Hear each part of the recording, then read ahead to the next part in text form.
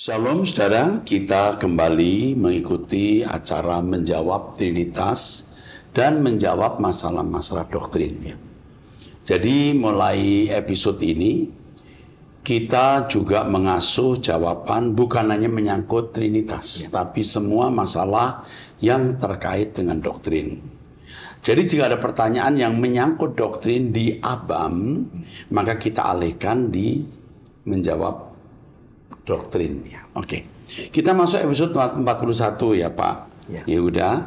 Karena ini bukan hal yang bersifat pribadi, kita sebut namanya. Ya. Kecuali nanti ada yang keberatan, mungkin ditulis jangan sebut nama. Tapi selama kita sudah melihat tidak ada sesuatu yang bersifat pribadi. Oke, silakan. Baik Pak, yang pertama pertanyaan dari Nama aja. namanya Pak Randy. Usia 40 tahun, tinggal di Poso, Sulawesi Tengah. Menikah? Ya, menikah 2 anak. 2 anak, oke. Shalom Pak Eras dan tim ABAM, ini pindahan dari ABAM Pak. Saya mohon dijelaskan mengenai ayat Alkitab Lukas 19 ayat 8. Di situ diceritakan bahwa Sakeus akan mengembalikan apa yang sudah dia peras dari orang lain. Dan secara spesifik dituliskan 4 kali lipat. Tapi kenapa harus 4 kali lipat? Atas penjelasannya saya ucapkan terima kasih Pak. Sakeus ini antek dari pemerintahan Roma. Jadi Roma itu memungut pajak setiap kepala 1 dinar, seingat saya. Pak. Jadi Sakeus sangat akrab dengan pemerintahan Roma, hukum-hukum Roma. Nah, di dalam hukum Roma ada yang disebut furta manifesta. Furta manifesta dari kata fortum, artinya apa Pak itu? Theft, pencurian. Thieves, pencurian. Jadi jika ada seorang yang kedapatan mencuri dan terbukti, dia harus mengembalikan 4 kali lipat, begitu Pak Yuda ya? Betul, Pak. Jadi rupanya Sakeus merasa bahwa orang-orang yang dia peras itu, dia curi. Hebat loh ini. Jadi dia melabel tindakannya yang memeras orang itu sebagai pencurian. Ini luar biasa. Furta manifesta dari kata fortum ya Pak, artinya pencurian. Pencurian. Jadi dia kembalikan 4 kali lipat. Yang luar biasa itu ini loh. Sakeus merasa bahwa tindakannya memeras itu mencuri. Jadi tolong ya saudara-saudara yang memeras orang lain, Anda itu mencuri. Harus dikembalikan 4 kali lipat. Tapi yang mengagumkan begini. Ini Sakeus bisa menjadi miskin mendadak loh. Karena separuh harta diberikan. Tapi bukan hanya itu, yang pernah dia peras kembali 4 kali lipat. Jadi dia tidak berdosa kepada orang yang pernah dia peras. Dan dia memberi hartanya sendiri untuk orang. Bukan hanya dia mengembalikan kepada orang yang pernah dia peras, lalu dia tidak berbuat apa-apa, tapi juga membagi separuh hartanya kepada orang lain. Oke, teruskan Pak. Pertanyaan berikutnya dari Pak Budi Santoso, usia 68 tahun, tinggal di Surabaya, memiliki 2 orang anak. Sebenarnya Hagar istri Abraham pergi dari rumah 1 kali atau 2 kali Pak? Apakah benar setelah Ishak lahir dan setelah Ishak dewasa mencari Hagar ibu tirinya untuk dia ajak pulang? Apakah benar Hagar dan Keturah itu orang yang sama? Terima kasih, Tuhan memberkati. Ini Pak Yehuda bisa jawab. Coba Pak Yehuda jawab. Waduh, ini kehormatan boleh jawab Pak. Anda ini dosen dan termasuk dosen yang cerdas. Oke, silakan. Hagar di dalam Alkitab, khususnya kitab Kejadian, memang 2 kali pergi dari rumah. Yang pertama kali diusir oleh istri Abraham, Sarah, ketika dia mengandung masih hamil, lalu memandang rendah majikannya. Dalam hal ini memandang rendah, menghina Pak ya, melecehkan Sarah istri Abraham. Itu diusir pertama, tetapi di dalam pelariannya tersebut disuruh kembali oleh Tuhan. Oleh Elohim Yahweh ya, Elroy gitu ya. Elroy. Iya, Allah yang melihat. Elroy. Lalu kemudian yang kedua kali adalah setelah Sarah punya anak juga, dan Ismail sudah pasti lebih besar. Lalu Ismail itu bermain-main, dalam bahasa Indonesia diterjemahkan bermain, Pak. Main dengan Bahasa Ishak. Ibraninya apa itu? Tapi bahasa Ibraninya itu sakak, artinya tertawa. Sakak ya, Ya, sakak. bukan sakah. Sakah itu tunduk. Iya. Dari akar kata tersebut lalu ada nama Itsak. Yitzhak itu artinya, Ishak itu artinya dia akan tertawa. Oh. Ya, dari kata yang sama sakak ini karena Sarah tertawa. Mana mungkin saya bisa hamil lagi? Iya betul. melahirkan. Tapi kenapa diusir si? Diusir karena Ismail itu menertawakan. Oh, iya. Jadi merendahkan juga. Mamahnya merendahkan majikannya. Ini sekarang Ismail merendahkan saudara tiri ya Pak ya? Iya. Saudara tiri. Adik tiri. Iya adik tiri. Satu bapak beda ibu. Satu bapak beda ibu. Akhirnya diusir beneran. Diusir betulan. Waktu diusir itu kan Abram sempat kesel juga ya. Iya. Nah, tapi Tuhan bilang memang kamu harus usir dia. Iya. Itu ya. Iya Pak. Ya udah deh. Udah pergi mau gimana? Iya. Oke Pak, teruskan yuk. Ya. Pertanyaan yang ketiga dari ini masih muda, saudara Alek, pria usia 20 tahun tinggal di Jakarta. Shalom Om Eras, maaf mungkin ini agak melenceng pertanyaannya. Ada teman muslim saya bertanya, Yesus Kristus dan Isa Al-Masih itu apakah sama? Sebenarnya soal nama itu tidak terlalu prinsip. Ya. Walaupun ada unsur perbedaan. Isa Al-Masih itu sebutan dari bukan bahasa Alkitab. Iya Pak. Ya, kan Mezayah bukan. Ya, oke. Tetapi yang jadi masalah bagaimana memandang pribadi ini. Misalnya gini, orang panggil saya Pak Eras, yang lain Pak Dono. Ya samalah. Ya, walaupun kata Dono dengan Eras beda. Kalau Eras kan the beloved one. Iya. Ya kan? Iya. Kalau Dono ya nggak jelas ya, Kasino Indro. Tapi masalahnya bukan soal Dono atau Pak Eras, Dono atau Eras, tapi memandang siapa saya itu yang penting. Ya. Iya Pak. Kalau si A memandang Dono sama dengan si A memandang Eras, ya itu enggak masalah. Iya. Tapi ketika si A mandang Dono Iya. dengan si B mandang Eras beda, itu masalah. Iya. Ngerti maksudnya? Tahu Pak. Orang Kristen memandang Yesus itu A. Iya. Oke? Iya. Sedangkan orang non-Kristen memandang Isa itu B. Iya. Jangan sampai orang non-Kristen memandang Yesus B juga. Padahal beda. Oh iya. Apa maksudnya ya? Iya Pak. Gini, tak ulangi ya. Yesus itu A. Iya. Isa Al-Masih karena sebutan bukan dari Alkitab dipandang B. Iya. Ini kan udah nggak bener. Betul. Jangan sampai nanti yang memandang B menilai Yesus Kristus itu B, baru itu Iya. A, itu loh. Iya. Bisa jelaskan dengan kalimatnya Pak Yehuda. Iya. Jadi yang paling penting bukan penyebutannya, tetapi bagaimana memandangnya atau mengenalnya. Ya.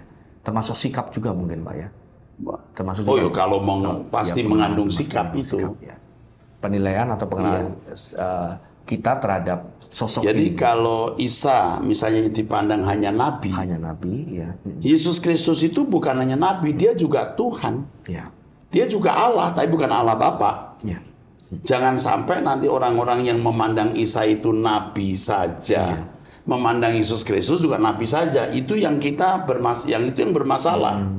Iya. Makanya kita hati-hati menggunakan diksi. Ya, kita lebih baik menggunakan Yesus Kristus. Baik. Jadi yang menjadi masalah kita itu bukan soal sebutan, walaupun itu bisa membawa masalah, Ya Pak. tapi pengenalan. Oke? Iya. Oke, teruskan Pak. Beberapa berpendapat sama, beberapa lainnya pendapatnya berbeda. Dan apakah Allah yang kita sembah itu sama? Hanya saja beda sudut pandang. Misalkan kalau Kristen itu dari Yesus dan Muslim dari Nabi Muhammad, dari Muhammad dan lain-lain. Maaf sebelumnya Om. Begini, Ini agak sensitif. kita harus melihat akar agama. Ya. Agama Yahudi itu akar dari monoteisme. Ya. Akar dari agama Kristen dan kemungkinan juga akar agama Samawi lainnya. Iya Pak. Sebab cerita soal Adam dan Hawa, cerita soal Nabi Nuh, soal bangsa Israel itu hanya di kitabnya orang Yahudi. Ya. Yang juga disebut, maaf, bagi orang Kristen itu juga jadi kitabnya. Bagi agama samawi lain juga mengacu pada kisah-kisah itu. Ya. Sangat mungkin dan bisa dipastikan maksud dari agama non-Kristen itu Allah yang sama. Ya. Kalau menurut saya begitu, Allah yang sama.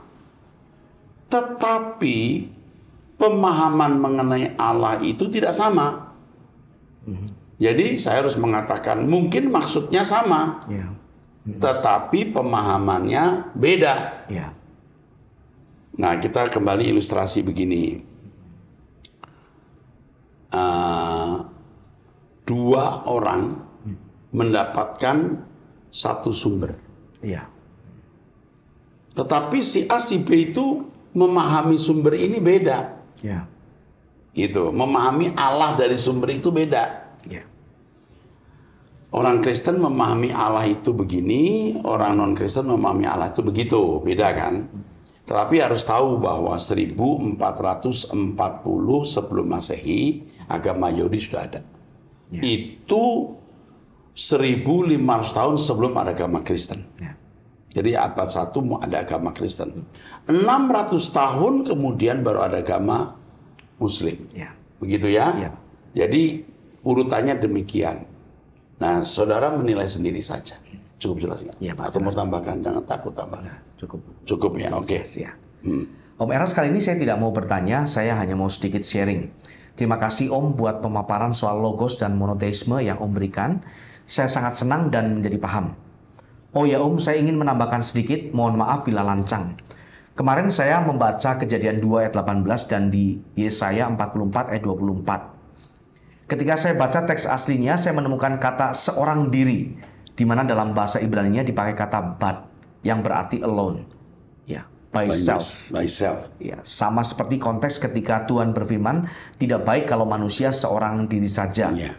Dalam kurung, dalam arti satu mutlak. Maka di Yesaya 44 ayat 24, Tuhan juga berfirman seorang diri, yang juga berasal dari kata sama bad. Artinya, Satu dalam arti satu mutlak. dalam arti mutlak. Ya.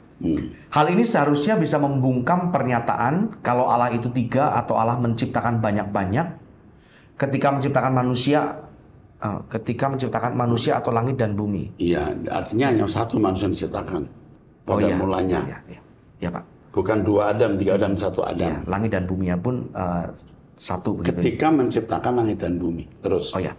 Soalnya kalau mereka menganggap itu satu atau dalam kurung kesatuan, sementara di konteks Kejadian 2 ayat 18 manusia itu benar-benar satu, bukan kesatuan. Iya, kecuali ketika ada kata mereka bukan lagi 2 tapi satu. Ekat. Ekat itu bisa punya pengertian kesatuan, tapi juga bisa berarti satu dalam arti mutlak. Iya.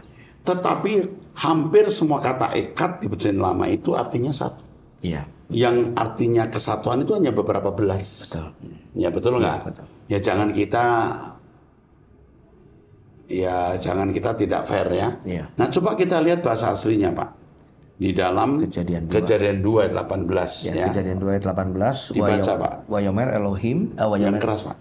Wayomer Yahweh Elohim. Lotov Heyot Ha-Adam. Levado. Nah dari sini kata bat. Levado. Ya.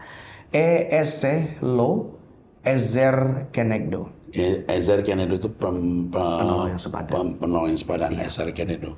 Coba kata tanda batnya tadi dari kata apa itu?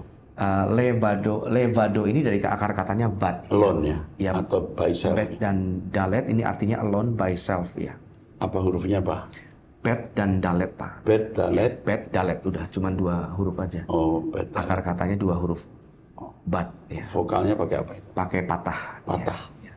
Oke, terus Yesaya 44 ayat 24. Ya, baik. Yesaya pasal. Ini pinter loh nih si anak nih. Iya, Usia 20 tahun tapi sudah hebat ya. Iya. Ini bisa membantu meneguhkan monoteisme kita. Iya. Mungkin perlu disimpan ini untuk membantu meneguhkan. Memang monoteisme itu yang benar seperti yang kita ajarkan. Iya, Pak. Itu baru namanya monoteisme biblical. Kalau Trinitarian itu sebenarnya bukan biblical itu. Nah, kalau jujur itu triteisme sebenarnya, bukan mono. Iya. Itu maksa kalau dikasih. Kalau Trinitarian mengakui Tritunggal itu mono itu maksa. Tidak mungkin 3 pribadi disebut satu. Mungkin mereka mengelak pribadi ini dalam arti relasi. Mumet kita, bulet, jadi nggak jelas. Banyak orang Kristen sampai mati nggak ngerti apa itu Trinitas. Terus Yesaya 44 ayat yang ke-24 perlu dibacakan, Pak? dibaca. Iya. Panjang nggak? Lumayan. Ya, tapi pokoknya yang penting katanya sama ya, itu aja deh. Ko Amar. Ya, sama ini. Yang penting Kata batnya sama persis. batnya sama persis. Jadi ini meneguhkan bahwa Allah itu memang alone. Ya, jangan karena ada kata ekat yang juga bisa berarti kesatuan, lalu berarti Allah itu gerombolan itu. Iya. Seperti orang kalau berkata gini, pisang itu satu tandan itu ekat juga, Ekat ya. satu biji juga ekat. Iya. Tapi ketika orang berkata, saya tolong beli satu tandan maksudnya. Ya memang satu itu artinya bisa lebih dari satu. Tapi kan yang dimaksud adalah satu dalam arti mutlak. Iya. Bukan 2 tandan. Tahu maksudnya? Iya, tahu. Tolong beli 2 tandan maksudnya. Iya. Kalau satu tandan. Itu Iya. kita sedih ya kalau kita bersyukur ya kita bisa memahami Allah yang benar ya, yang biblical ini.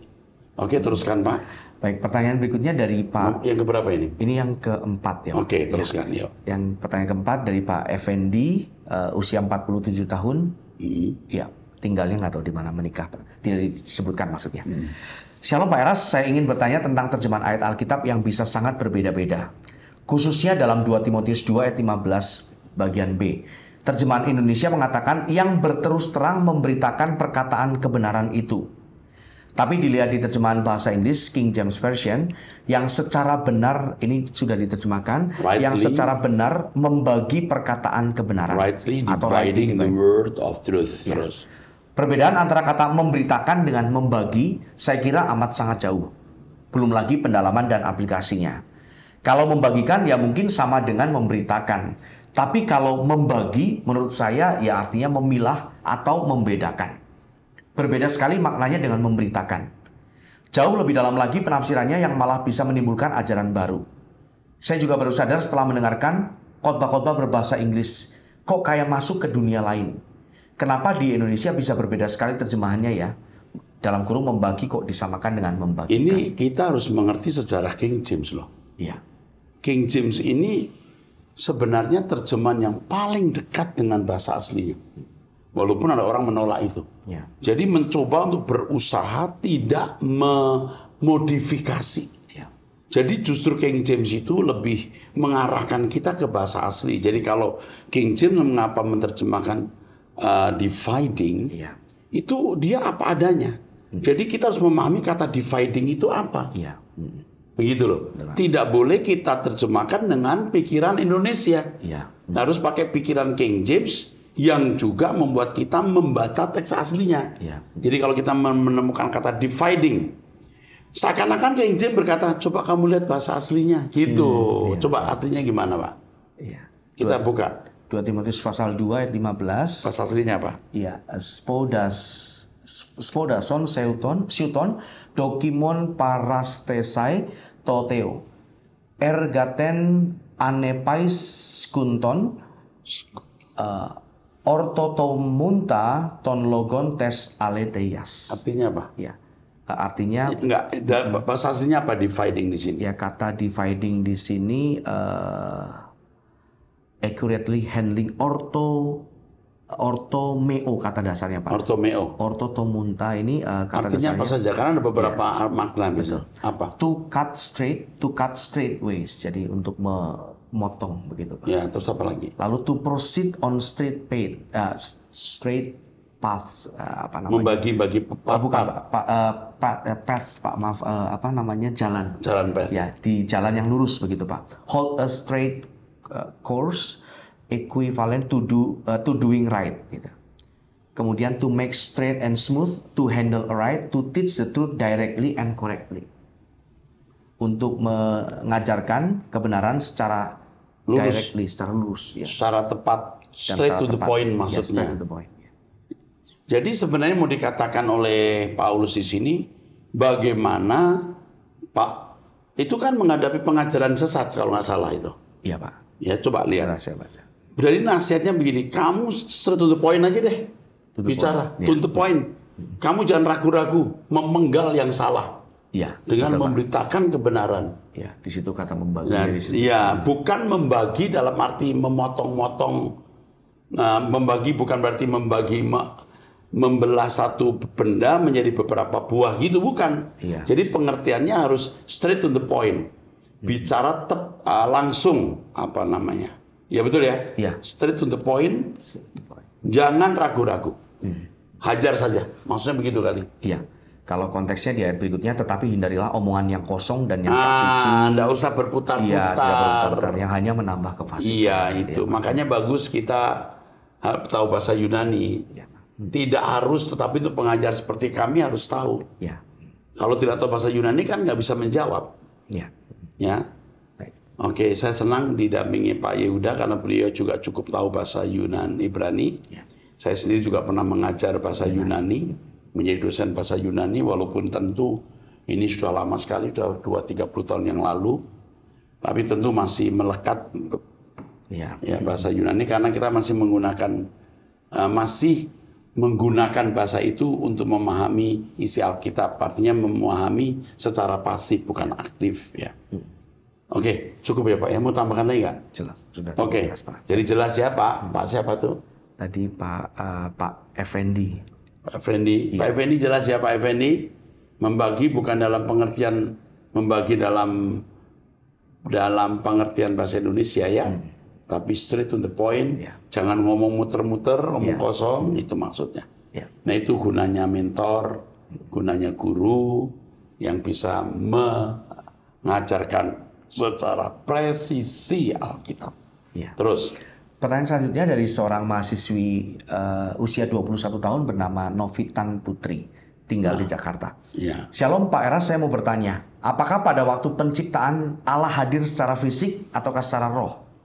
Apakah dalam Kejadian 1 yang menyebutkan pada mulanya Allah menciptakan langit dan bumi, serta roh Allah melayang-layang di atas air, merupakan dua pribadi atau dapat dikatakan ada roh dalam roh? Iya, makanya pada mulanya Allah menciptakan langit dan bumi.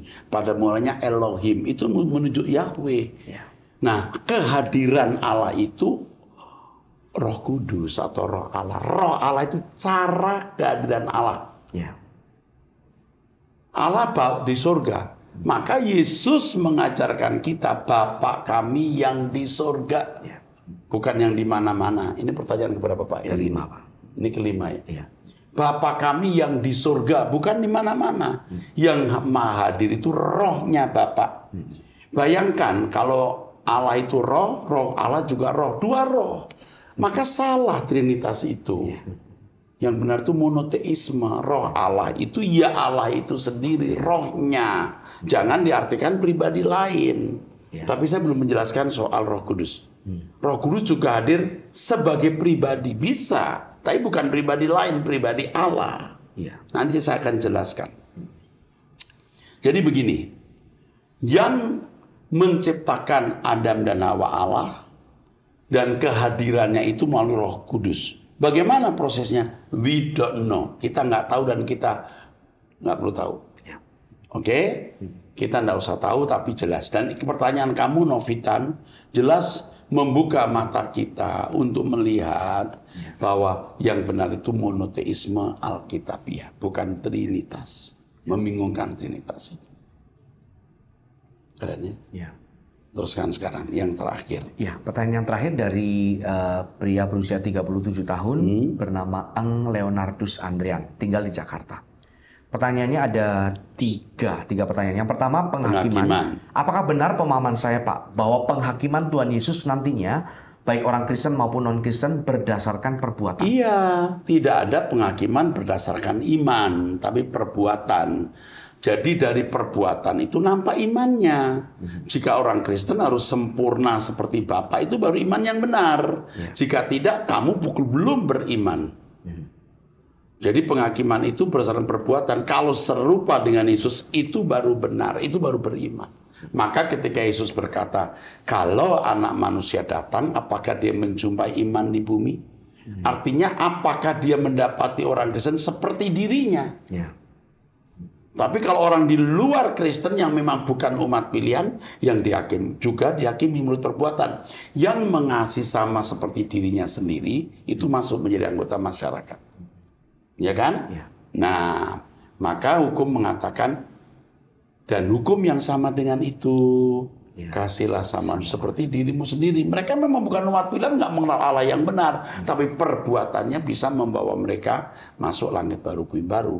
Tapi hukum pertama, kasihlah Tuhan Allahmu dengan segenap. Orang yang mengasihi Allah dengan segenap, itu pasti sempurna seperti Bapa dan serupa dengan Yesus. Jadi kalau orang tidak serupa dengan Yesus, dia tidak mengasihi Allah dengan segenap hati. Ya. Teruskan. Tetapi letak perbedaannya adalah penghakiman Kristen, tolok ukurnya perbuatan yang sesuai pikiran dan perasaan Tuhan Yesus Kristus. Wes, bener banget. Teruskan. Sementara non-Kristen perbuatan mengasihi sesama seperti diri Iya, sendiri. sempurna Pak. Siapa namanya Pak? Leonardus. Pak Leonardus, Pak Leo. Bagus. Ya. Buat Anda. Oke, terus. Pertanyaan yang kedua berkaitan dengan Adam dan Yesus. Apakah Adam sama seperti Yesus diperanakan oleh Bapa? Amin, 100%. Amin. Terus. Apakah perbedaan antara diperanakan dan diciptakan, Pak? Sebenarnya manusia itu diperanakan dan diciptakan juga. Ya. Tubuhnya diciptakan dari tanah liat. Rohnya diperanakan. Jadi yang diciptakan itu bukan rohnya. Tubuhnya, karena rohnya itu nismat kaim dari Allah. Ya. Wayipa dalam bahasa Ibraninya menaruh nismat chaim. Nah, apa perbedaan dengan Yesus? Sebenarnya sama. Yesus lahir dari roh Allah. Ya. Maka disebut anak Allah. Kalau roh Allah itu rohnya pribadi lain, Yesus disebut anak roh Allah atau anak roh kudus. Karena roh Allah itu rohnya Bapa, maka disebut anak Allah. Ya. Jadi Trinitarian itu salah. Ya. Kalau menyebut roh Allah itu pribadi lain, itu rohnya Allah. Ya. Nah, tapi kan Yesus tidak diciptakan, Pak. Oh iya, tidak seperti Adam, Ya. tapi lahir dari rahim Maria. Tapi emangnya Maria tubuhnya bukan dari debu? Udah, itu aja. Teruskan. Yang pertanyaan terakhir mengenai praeksistensi Yesus. Nah, Sejujurnya saya takut menanyakan hal ini, Pak. nggak usah takut, nggak ada bahayanya. Terus. Ya, mana patut seorang pelayan menanyakan asal-usul raja yang akan dilayaninya di kekekalan? Nggak apa-apa, harus tahu. Dengan hormat tentunya. Terus. Mohon maaf kepada Bapa di surga, Tuhan Yesus dan Pak Eras selaku Amin. Bapak Gembala saya. Tapi ini seperti saya waktu saya belajar praeksistensi pertama juga takut. Ini bener ini. Ya. Terus. Ya, maaf sebelumnya jika pertanyaan ini dapat menjadi batu sandungan, mungkin bisa dilewatkan saja. Enggak, Pak. saya juga punya ketakutan yang sama. Karena sikap saya selama ini kan memandang Yesus punya praeksistensi. Ya. Tapi ternyata tidak. Ya. Kalau Yesus punya praeksistensi, Adam mestinya punya. Ya. Karena Yesus disebut Adam kedua. Ya. Kalau dia beda dengan unsur Adam pertama, ya tidak akan disebut Adam. Ya. Adam itu artinya kan tanah. Ya. Hak Adam itu tanah. Adamah. Adamah, ya. Betul. Adamah itu tanah. Ya. Yesus disebut Adamah. Kalau tidak seunsur dengan Adam, nggak disebut Adam kedua. Harus jujur dan cerdas. Terus. Apakah ini berdasarkan atau sesuai penjelasan pada seminar monoteisme seri ke-13, apakah saya boleh menyimpulkan bahwa praeksistensi Yesus tidak ada dan eksistensi Yesus dimulai ketika ia lahir di kota Bethlehem? Terima Ya, kasih. karena Allah berkata hari ini kau kuperanakan, ada 3 ayat itu ya. Ya. Hari ini kau kuperanakan. Itu jelas. Hari ini itu menunjuk perjalanan waktu. Jangan menganggap dengan tidak mempercayai adanya praeksistensi Yesus, kita tidak menghormati dia. Menghormati Yesus bukan dengan doktrin, tapi dengan sikap bagaimana kita mengenakan hidupnya, menghidup Yesus dalam diri kita dan menyerahkan hidup kita untuk Tuhan Yesus. Makanya Filipi 2 harus ditafsirkan dengan benar. Yohanes pasal 10 juga harus ditafsirkan dengan benar. Dia mengosongkan diri itu. Aku ada sebelum Abraham ada. Itu harus ditafsirkan dengan benar. Orang sering berkata, saya udah tahu, saya udah dengar khotbahnya Pak Eras. Enggak, pasti kamu nggak teliti. Ya. Sombong aja kamu. Merasa sudah pinter. Oke, saya kira cukup lagi. Ya. Kita akan ketemu di episode 42 Ya. menjawab Trinitas dan doktrin. Terima kasih, Tuhan berkati.